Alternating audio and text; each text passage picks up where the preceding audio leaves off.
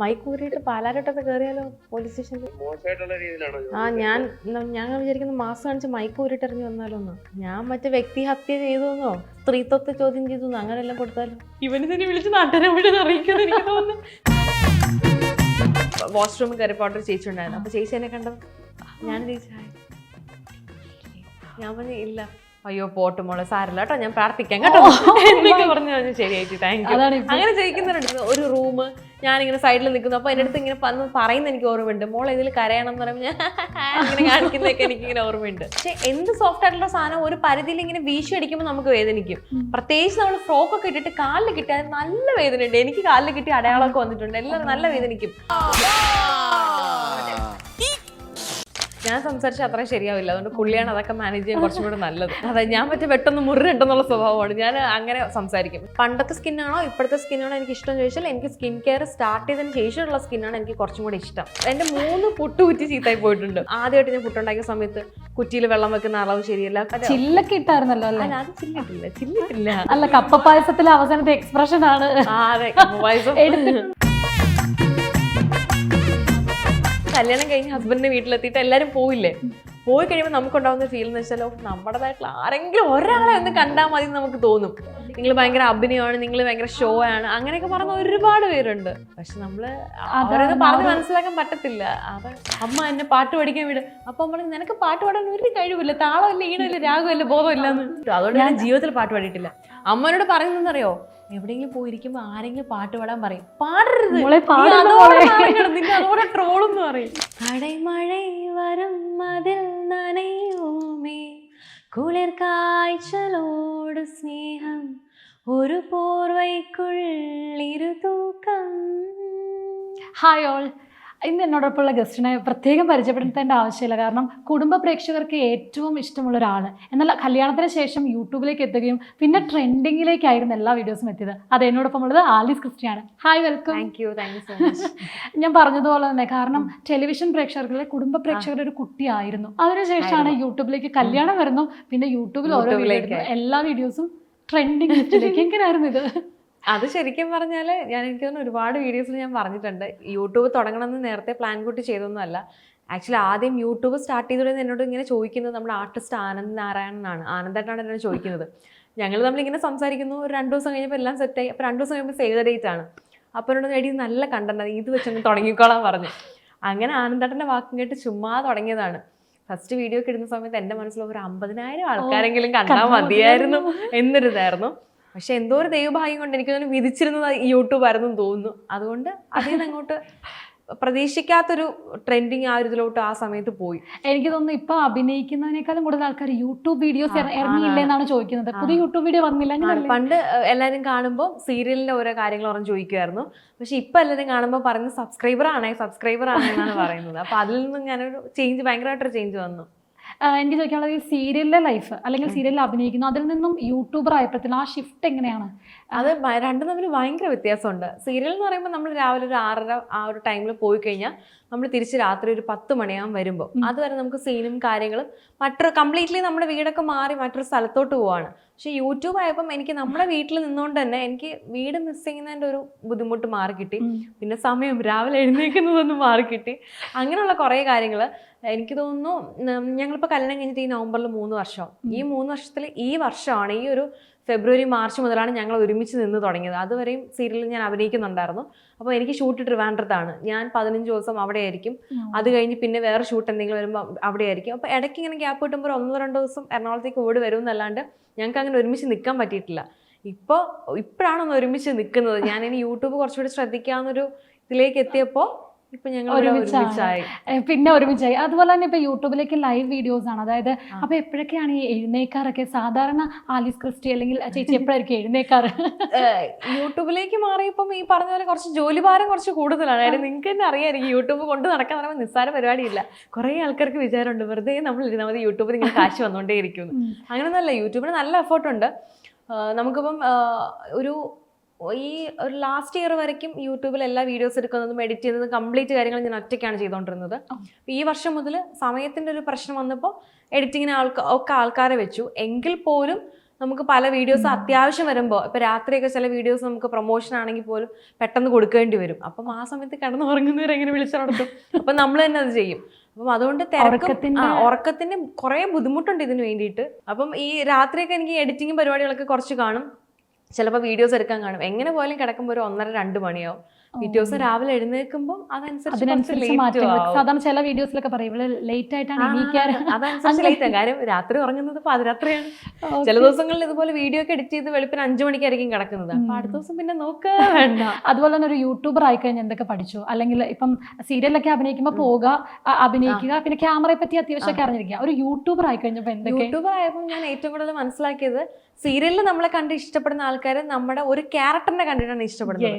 പക്ഷെ യൂട്യൂബിലേക്ക് വന്നപ്പോൾ നമ്മൾ കുറച്ചും കൂടി ശ്രദ്ധിക്കേണ്ടിയിരിക്കുന്നു എന്നുള്ള കാര്യം എനിക്ക് മനസ്സിലായി. കാര്യം നമ്മുടെ വ്യക്തിത്വം തന്നെയാണല്ലോ നമ്മൾ കാണിക്കുന്നത്. അപ്പം നമ്മൾ പറയുന്ന കാര്യങ്ങളായാലും പറയുന്ന വാക്കുകളായാലും കുറച്ചും കൂടെ ഭയങ്കര കോൺസെൻട്രേറ്റഡ് ആയിരിക്കണം എന്നുള്ള കാര്യം എനിക്ക് മനസ്സിലായി. എന്താ പറയുക, ആവശ്യമില്ലാത്ത വള്ളികളൊന്നും പോയി തല വെച്ച് കൊടുക്കരുത്, എന്നാൽ നമുക്ക് പണി കിട്ടും എന്നുള്ള കാര്യമൊക്കെ മനസ്സിലായി. അപ്പോൾ കുറച്ചുകൂടി നമ്മളെ സ്നേഹിക്കാൻ തുടങ്ങി. മറ്റത് നമ്മുടെ ക്യാരക്ടറിൻ്റെ പേര് പറഞ്ഞിട്ടായിരിക്കും നമ്മുടെ അടുത്ത് വരുന്നത്, ഇപ്പം നമ്മുടെ പേര് പറഞ്ഞിട്ടാണ് നമ്മുടെ അടുത്ത് വരുന്നത്. ആ ഒരു വ്യത്യാസം. പിന്നെ ആലിസ് ക്രിസ്റ്റി എന്നുള്ള പേര് കുറച്ചും കൂടെ രജിസ്റ്റർ ആയെന്ന് എനിക്ക് തോന്നിയിട്ടുണ്ട്. ഈ പറഞ്ഞ പോലെ പണ്ട് നമ്മുടെ ക്യാരക്ടറിൻ്റെ പേര് ആൾക്കാർക്ക് അറിയുള്ളൂ, അല്ലാതെ പേഴ്സണലി അറിയുന്നുള്ള കുറച്ച് ഇപ്പം നമ്മൾ ഫോളോ ചെയ്യുന്ന ആൾക്കാർ അങ്ങനെയുള്ളവർക്ക് നമ്മുടെ ശരിക്കുള്ള പേര് അറിയുള്ളൂ. പക്ഷെ ഇപ്പം എങ്ങനെയാണെന്ന് വെച്ചാൽ എല്ലാവരും നമ്മുടെ പേര് പറഞ്ഞ് ഫുൾ നെയിം പറഞ്ഞ് നമ്മളോട് സംസാരിക്കാൻ തുടങ്ങി എന്നുള്ളതാണ്. അപ്പൊ യൂട്യൂബിലേക്ക് വന്നു കഴിഞ്ഞപ്പോൾ നമ്മുടെ ഒപ്പീനിയൻസിനൊക്കെ ഭയങ്കര ഇമ്പോർട്ടൻസ് ഉണ്ടെന്നാണ്.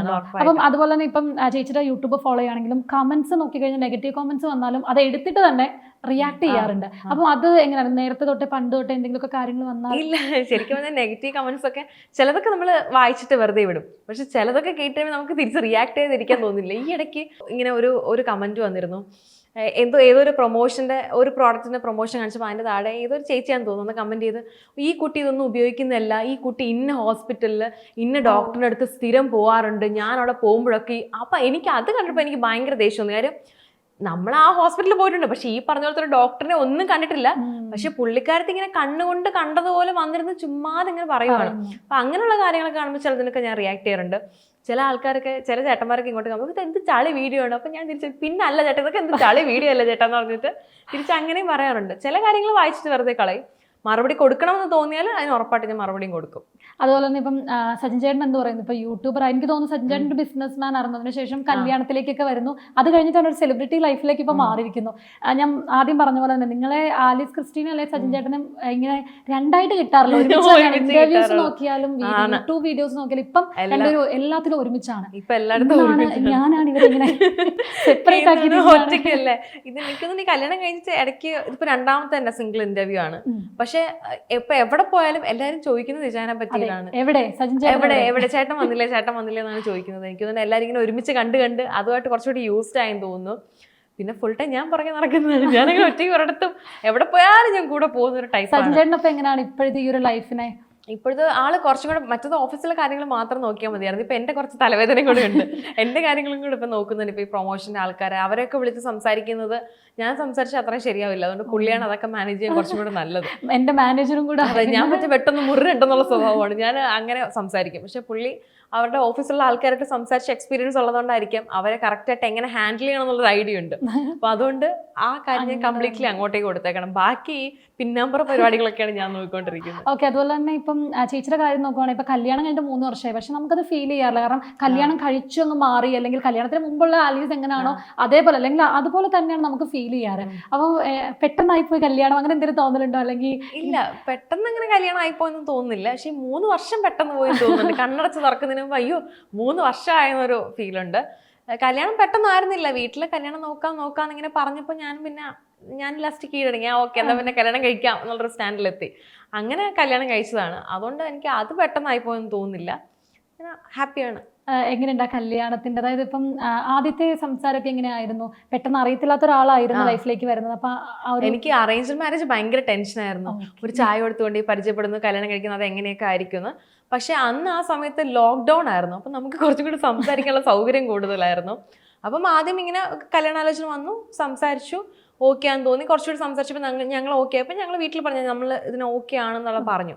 പിന്നീട് ഒരു വർഷത്തെ ഗ്യാപ്പ് കിട്ടിയായിരുന്നു. കാര്യം ആ ടൈമിൽ കല്യാണം 20 പേരെ വെച്ച് നടത്താൻ പാടുള്ളൂ എന്നായിരുന്നു. പിന്നീട് അത് 50 പിന്നെ 100. അപ്പൊ ഞാൻ അതൊരു 200 പേരാകാൻ വേണ്ടിയിട്ട് ഒരു വർഷം വെയിറ്റ് ചെയ്യുമായിരുന്നു. എനിക്ക് കുറച്ച് ആൾക്കാരൊക്കെ വിളിച്ച് നമ്മളെ വേണ്ടപ്പെട്ട എല്ലാവരും വേണമെന്നായിരുന്നു എൻ്റെ ആഗ്രഹം. അപ്പൊ അതുകൊണ്ടാണ് ഒരു 1 ഇയർ ഗ്യാപ്പ് എടുത്തത്. അപ്പൊ ആ ഒരു വർഷം കൊണ്ട് നമ്മൾ സംസാരിച്ച് അടുത്തപ്പോൾ അതൊരു അറേഞ്ച്ഡ് മാരേജ് ആയിട്ട് എനിക്ക് അങ്ങനെ തോന്നിയിട്ടില്ല. അതുപോലെ തന്നെ ഇപ്പൊ പുതിയൊരു വീട്ടിലേക്ക് ചെല്ലുന്നു, അതും നമുക്ക് ഫീൽ ചെയ്യുന്നില്ല. കാരണം ബീനാമ ഷീജാമ രണ്ടമ്മമാര് ഏതാണ്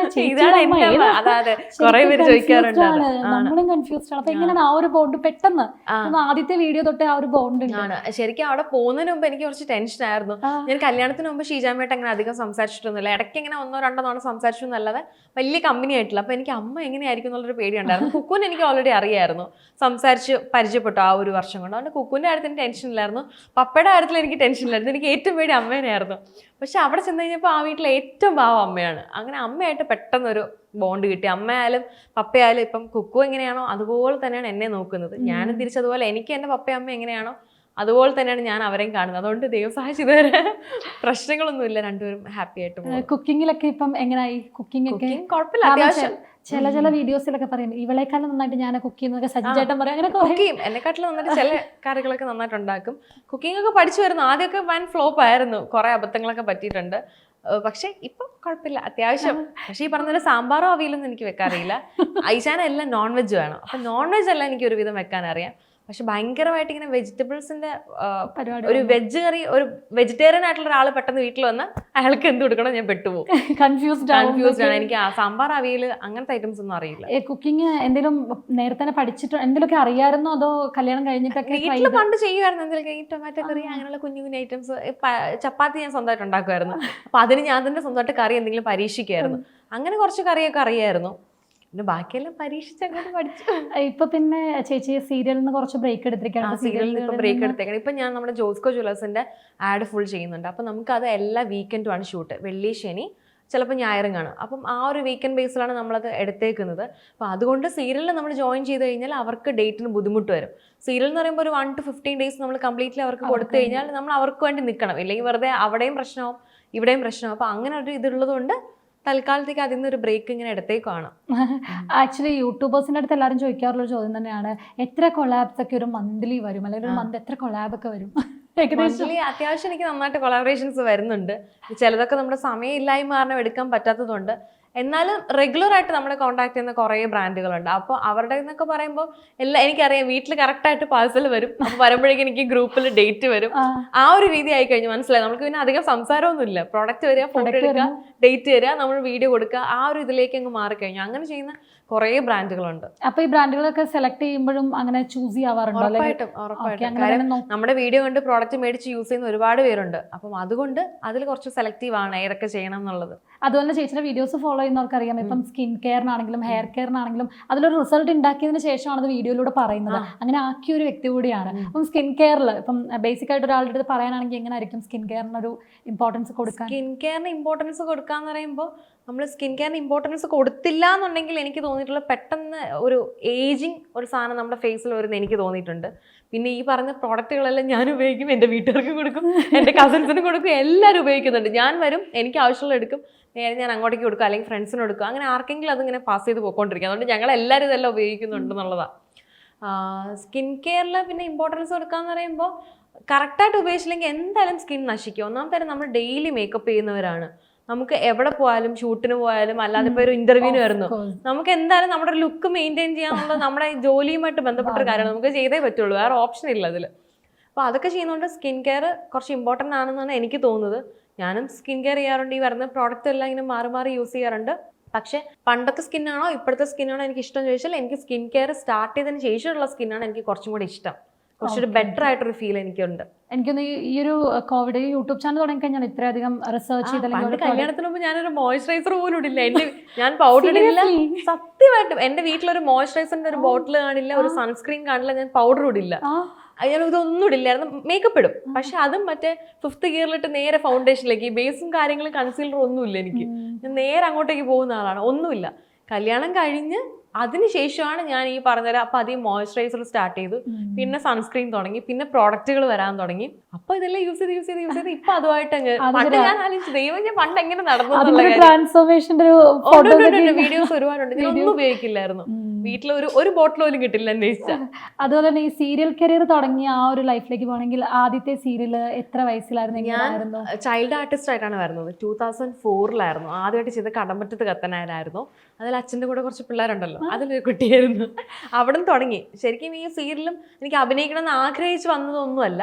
ആ സമയത്ത് സീരിയൽ കിട്ടി. എൻ്റെ അമ്മയുടെ പപ്പയ്ക്ക് ഈ ഫീൽഡിലുള്ള ഒരുപാട് ആൾക്കാരായിട്ട് പരിചയമുണ്ട്. അങ്ങനെ നമ്മുടെ TS Suresh Babu sir serial ഡയറക്ടറാണ്, സിനിമയൊക്കെ ഒരുപാട് ചെയ്തിട്ടുണ്ട്.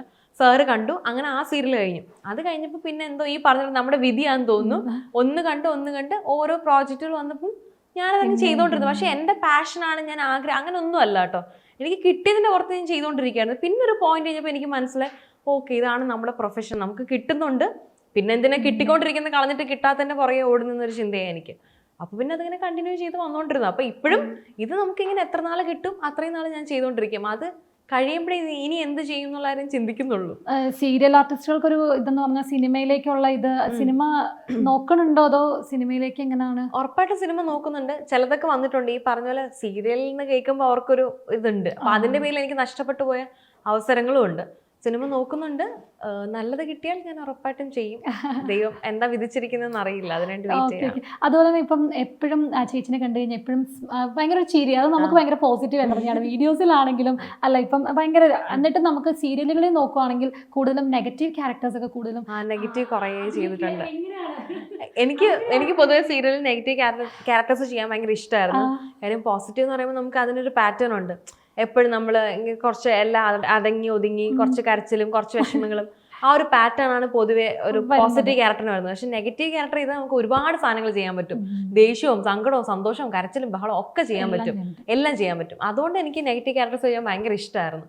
കുറേ ചെയ്തിട്ടുണ്ട്. അതല്ല ഞാൻ പറഞ്ഞ സംസാരിക്കുന്ന സമയത്താണെങ്കിൽ പോലും നമുക്ക് തോന്നുന്ന ഒരു നെഗറ്റീവ് ക്യാരക്ടർ കൊടുക്കാൻ പറ്റുമോ, അല്ലെങ്കിൽ സീരിയലിൽ കാണുന്നവർക്കല്ല ഡയറക്റ്റ് ഒക്കെ സംസാരിക്കുന്ന സമയത്ത് ഈ ചിരി കണ്ടിട്ട് എങ്ങനെ ഒരു വില്ലത്തി നേരിട്ടാണെന്ന് ചിലർ പറഞ്ഞിട്ടുണ്ട്. അയ്യോ സീരിയൽ കാണുന്ന പോലെ അല്ല, ഞങ്ങൾ അതുപോലെ വിചാരിച്ചോണ്ടിരുന്നൊക്കെ പറഞ്ഞിട്ടുണ്ട്. അപ്പൊ നമുക്കൊരു സെഗ്മെന്റിലേക്ക് പോവാം. ഒരു റാപ്പിഡ് ഫയർ ആണ്. ഓക്കെ, റെഡി അല്ലേ? ഓക്കെ. കപ്പിളായിട്ട് ട്രാവൽ ചെയ്യാൻ ഇനിയും ആഗ്രഹമുള്ളൊരു സ്പെഷ്യൽ പ്ലേസ്. ഇപ്പൊ ഒരുപാട് ട്രാവലിംഗ്സ് ഒക്കെ ഇപ്പൊ ചേച്ചിയുടെ യൂട്യൂബ് ചാനൽ നോക്കുകയാണെങ്കിൽ ചെയ്തിട്ടുണ്ട്. ഇനി ആഗ്രഹമുള്ള അടുത്ത ഡെസ്റ്റിനേഷൻ കപ്പിളായിട്ട്? ഡെസ്റ്റിനേഷൻ ചോദിച്ചാൽ ഞാൻ പാരീസ് പറയും. ദേഷ്യം വന്നാൽ ചെയ്യുന്ന 3 കാര്യങ്ങൾ. പെട്ടെന്ന് ദേഷ്യപ്പെടുന്ന ഒരാളാണെന്നും കേട്ടിട്ടുണ്ട്. എനിക്ക് കുറച്ച് പെട്ടെന്ന് ദേഷ്യം വരും. പെട്ടെന്ന് ദേഷ്യം വന്നാൽ ഞാൻ ഭയങ്കര ഒച്ചത്തിൽ സംസാരിക്കും. പക്ഷെ പരിസരം മറന്ന് പെരുമാറില്ല. എനിക്ക് ഒത്ത സാഹചര്യമാണെങ്കിൽ സ്വഭാവം പുറത്തൊരു കംഫർട്ട് സോണിലാണെങ്കിൽ, ഇല്ലെങ്കിൽ ഇങ്ങനെ പതിയെ ദേഷ്യപ്പെടും. പക്ഷെ അല്ലാതെ ആണെങ്കിൽ ഞാൻ ഇങ്ങനെ ഭയങ്കര എനിക്ക് ഒച്ച വരും ഭയങ്കരമായിട്ട്. അതാണൊരു മെയിൻ ആയിട്ട്. അല്ലാതെ ഈ ഫോൺ എറിയുക അങ്ങനത്തെ പരിപാടികളൊന്നും ഇല്ലല്ലേ? അങ്ങനത്തെ കുറച്ച് കലാപരിപാടികളൊക്കെ ഉണ്ട്. ഇപ്പൊ ഇച്ചാരുണ്ടെങ്കിൽ എല്ലാം പുറത്ത് വന്നേനെ ഉണ്ട്. എന്നാലും നോക്കി കണ്ടൊക്കെ എടുത്ത് എറിയുള്ളൂ. പൊട്ടില്ല എന്ന് ഉറപ്പുള്ള സാധനങ്ങളൊക്കെ. അതാണ് ഇന്ന് ഭയങ്കര ഡീസന്റ് ആയിട്ടിരിക്കുന്നു. സച്ചിൻ കൂടെ കുറച്ച് ഇതൊക്കെ ഇടാ, ഞാൻ അങ്ങനെയാണ് ഇങ്ങനെയാണെന്നൊക്കെ പറഞ്ഞിരിക്കുകയാണ്. ഇന്ന് അഭിനയിക്കുകയാണെന്നൊക്കെ ഇല്ല, കറക്റ്റ് ആയിട്ട് തന്നെ പറയണം. ഇത് കഴിഞ്ഞ് ഞങ്ങൾ സച്ചിൻ ഉറപ്പായിട്ടും വീഡിയോ ഇറങ്ങുമെന്നൊക്കെ. കുക്ക് ചെയ്തിട്ട് ഫ്ലോപ്പായ ഫുഡ്. കുക്ക് ചെയ്തിട്ട് ഫ്ലോപ്പ് ആയിട്ടുള്ള, ഞാൻ ഏറ്റവും കൂടുതൽ കുക്ക് ചെയ്ത് ഫ്ലോപ്പ് ആയിട്ടുള്ള 2 സാധനങ്ങളാണ്. ഒന്ന് ചോറ്, ഒന്ന് പുട്ട്. ചോറും ഞാനും തമ്മിൽ ഒരു മാസം ഞാൻ ചോറ് വെച്ച് പരീക്ഷിച്ചു.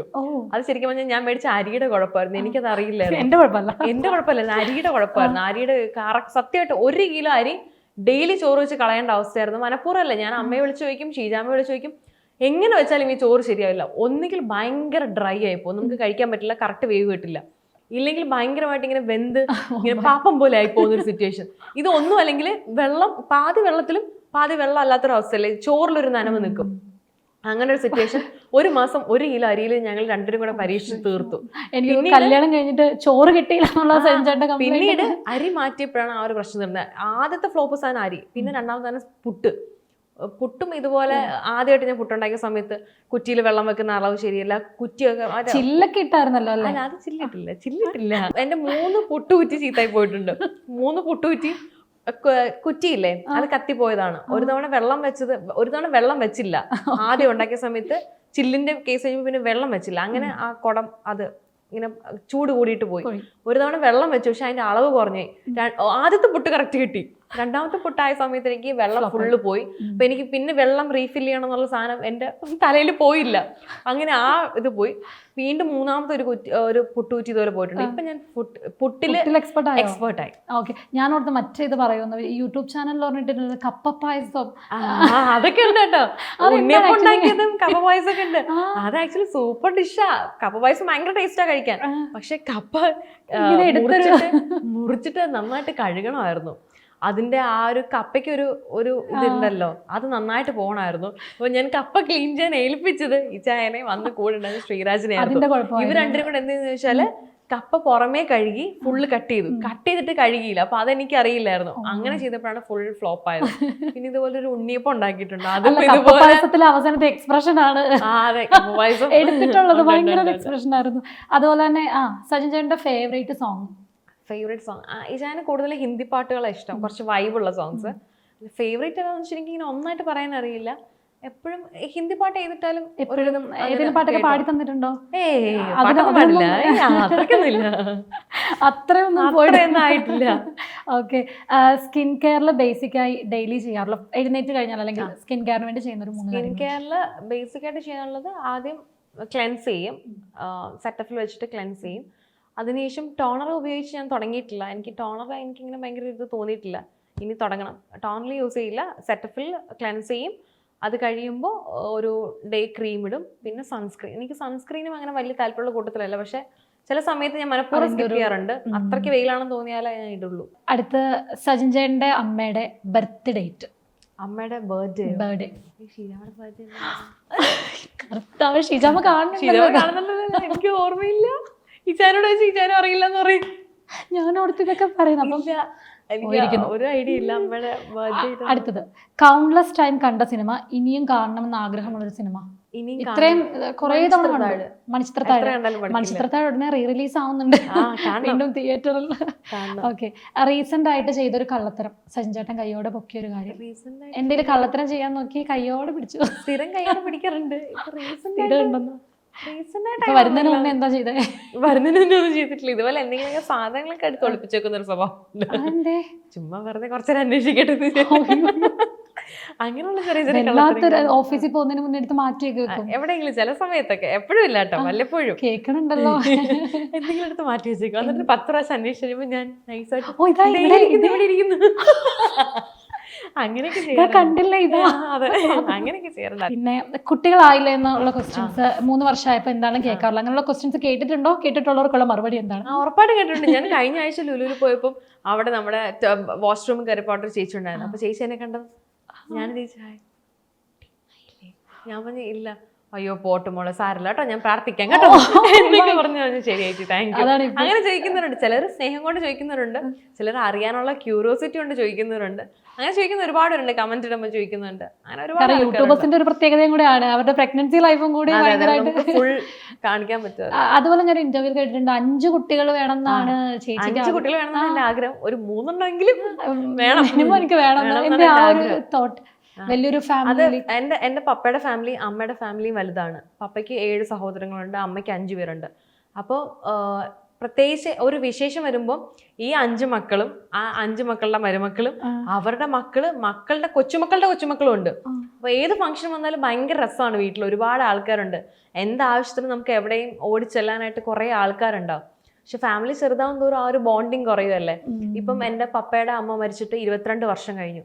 ഈ 22 വർഷവും ആ ഡേറ്റിൽ ഈ പറഞ്ഞ 7 മക്കളും മരുമക്കളും കൊച്ചുമക്കള് അവരുടെ മക്കള് ആ ദിവസം ഒരുമിച്ച് കൂടിയിരിക്കും. 22 വർഷമായിട്ട് അതിനൊരു മാറ്റവും ഇല്ല. അതുപോലെ പപ്പ മരിച്ച ദിവസവും പെങ്ങള് മരിച്ച ദിവസം ഇങ്ങനെയുള്ള എല്ലാ ദിവസങ്ങളും ഒരുമിച്ചിടും. അപ്പൊ അത് കണ്ടു വളർന്നുകൊണ്ട് എനിക്ക് ആ ഒരു ഫാമിലി ബോണ്ടിങ് ഭയങ്കര ഇഷ്ടമാണ്. ഒരു ആവശ്യം വരുമ്പം എല്ലാവരും ഉണ്ടാവും എന്നുള്ളത്.